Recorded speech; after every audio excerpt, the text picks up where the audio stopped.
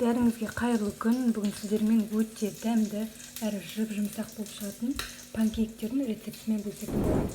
Міндетті түрде видеоны соңына дейін қарап, каналға тіркеліп, жанында қоңырау белгісін басыңыз. Біз ең алдымен ыдысымызға бір жұмыртқамызды қосып, жақсылап араластыратын боламыз.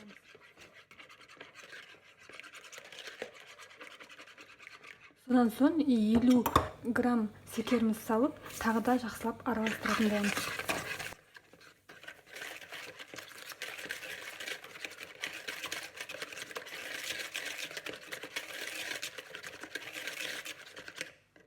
Содан соң жылы сүтімізді құйып, тағы да араластыратын боламыз.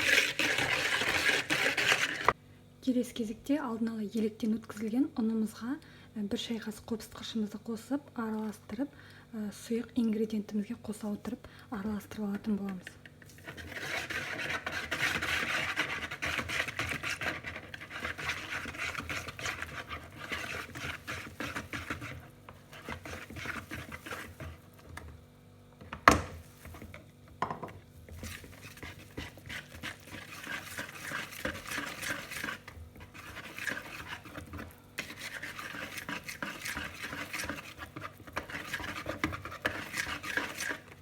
Содан соң үстіне ертілген сармайымызды құятын боламыз.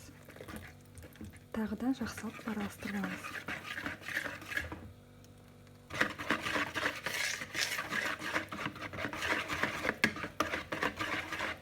Келесі кезекте дайын болған сұйық қамырымызды оттың астын баяу қойып, табада пісіретін боламыз.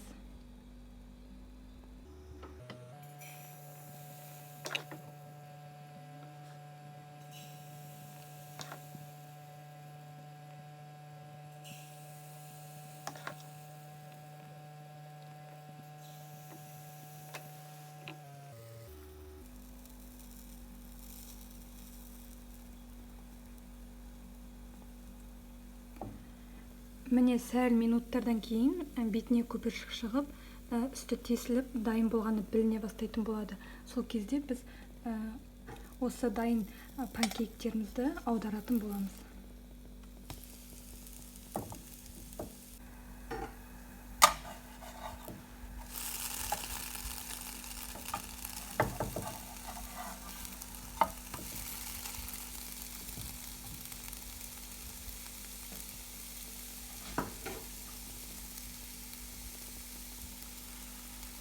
Міне біздің өте жып-жұмсақ әрі әдемі болып шығатын панкейктеріміз де дайын болды.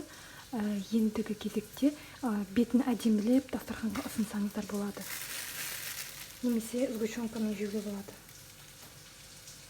Шоколадпен және де кез келген нютпен болады.